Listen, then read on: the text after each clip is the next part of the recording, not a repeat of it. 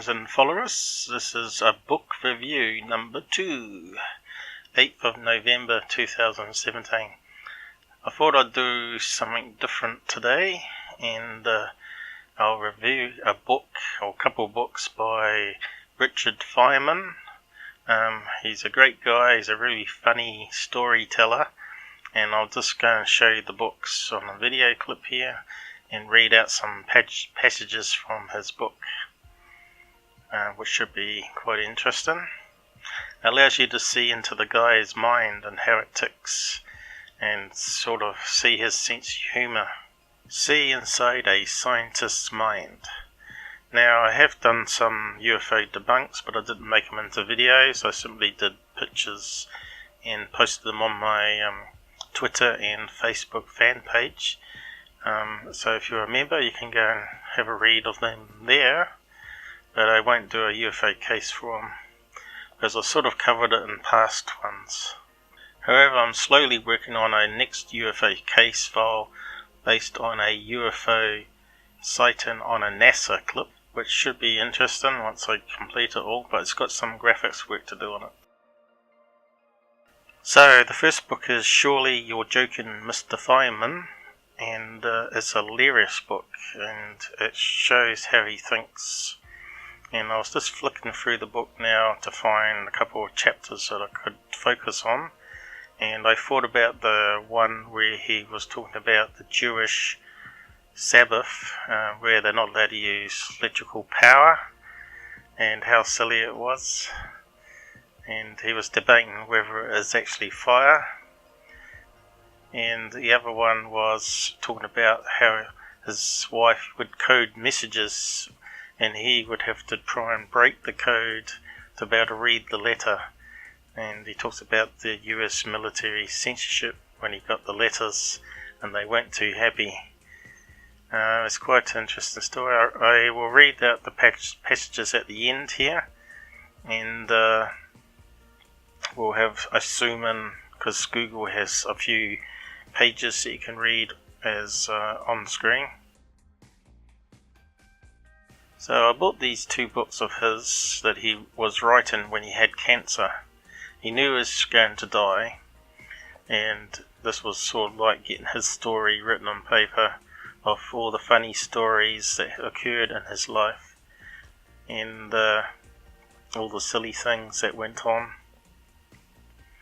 Now, I used to get bored in computer science, and when they were doing coding and stuff like that, I'd get out the book and read a couple of chapters during the lecture, and I couldn't help but to burst out laughing sometimes, and everybody would turn around and look at me.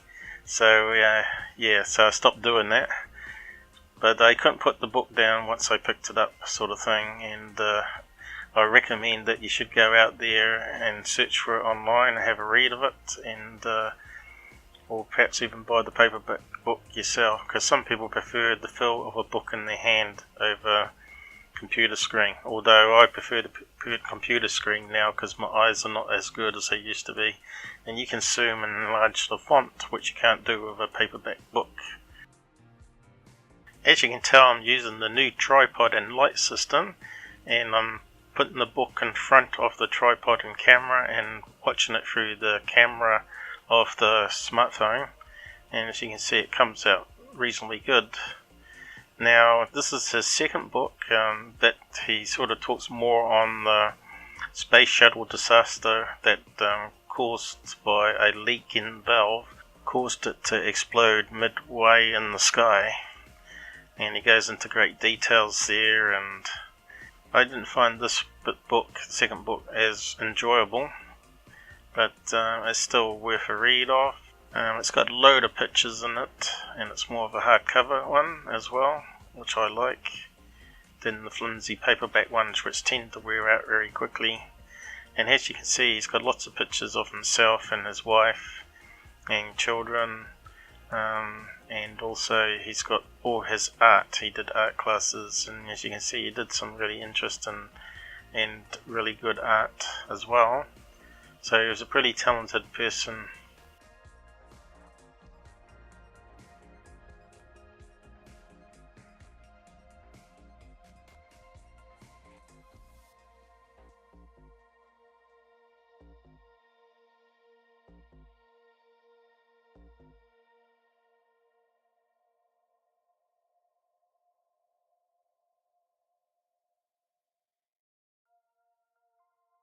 So here's some wiki information on him, and it talks about his parents being non-religious even though they were Lithuanian Jews, and he was claiming to be an atheist.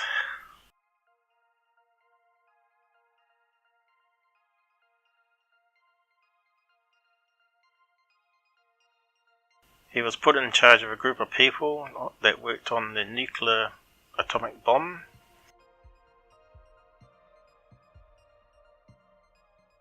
He was world famous for his special diagrams, which were named after him, called the Feynman diagrams, talking about electrons and how they randomly eject, and how it's related to positrons. I never really got my head around it all, but many of you out there probably had it in class or mentioned in universities. Also, he used to paint the diagram on his van, I think it was, and he used to get stopped by certain people at the shops saying, "I know that diagram, that's the Feynman diagram." And he said, "Yeah, that's me."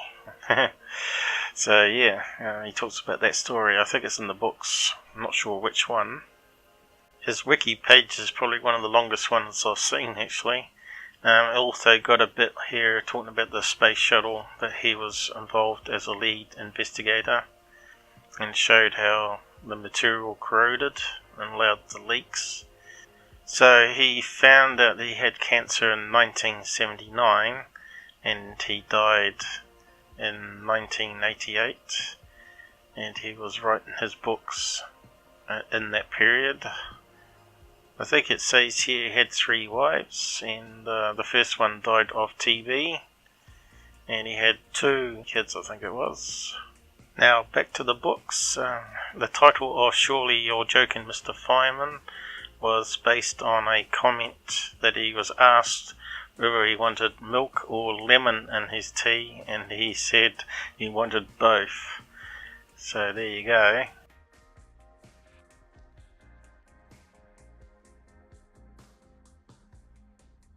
So he talks to some Jewish kids or students, and here's a passage he talks about.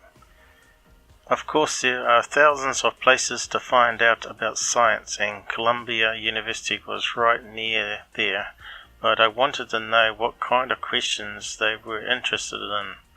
They said, well, for instance, is electricity fire? No, I said, but what is the problem?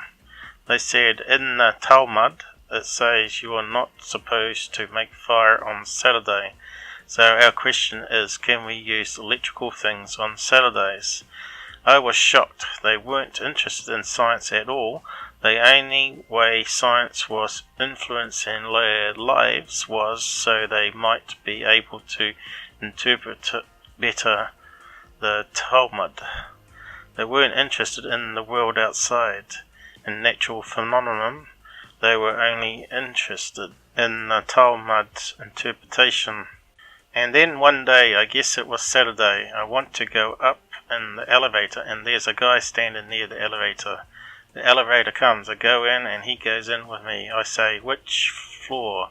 And my hand's ready to push one of the buttons. No, he says, I'm supposed to push the buttons for you. What? Yes, the boys here can't push the buttons on Saturday, so I have to do it for them. You see, I'm not Jewish, so it's all right. So there you go. The Jews have got all these rules to follow, and it's just the same as Islam, where they've got to follow a whole set of rules of how to behave.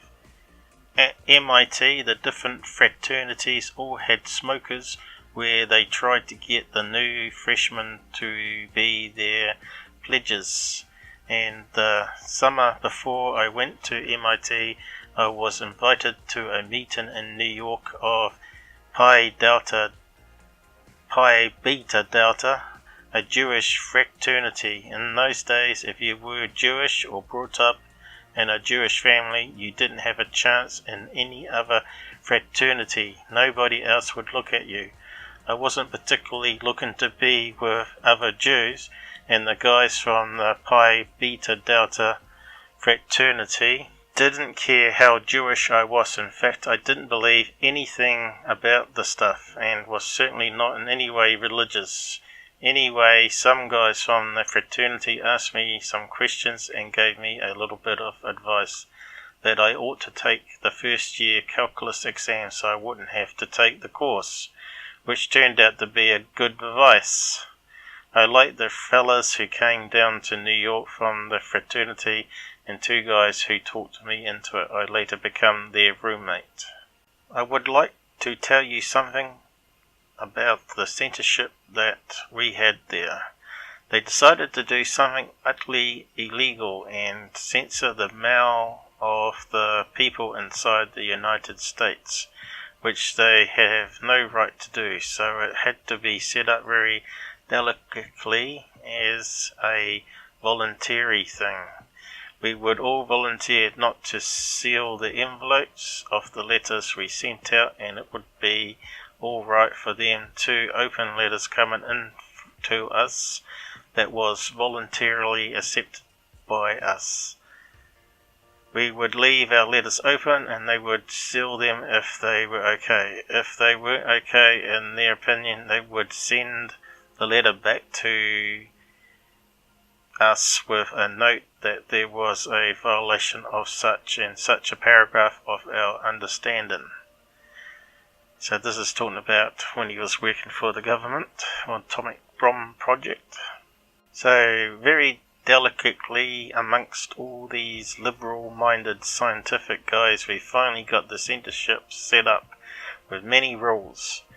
We were allowed to comment on the character of the administration if we wanted to, so we could write our senator and tell him we didn't like the way things were run and things like that. They said they didn't notify us if there was any difficulties. So it was all set up, and here comes the first day for censorship. Phone. Ring, ring. Me, what? Please come down. I come down. What's this? It's a letter from my father. Well, what is it? There's line paper, and there's these lines going out with dots, 4 dots under, and 1 dot above, and 2 dots under, and 1 dot below. What's that? I said, it's a code. They said, yeah, it's a code, but what does it say? I said, I don't know what it says. They said, well, what's the key to the code? How do you decipher it? I said, well, I don't know. Then they said, what's this? I said, it's a letter from my wife. It says TJXYWZTW1X3. What's that? I said, another code. What's the key to it? I don't know. They said, you're receiving codes and you don't know the key? I said, precisely. I have a game. I challenged them to send me a code that I can't decipher.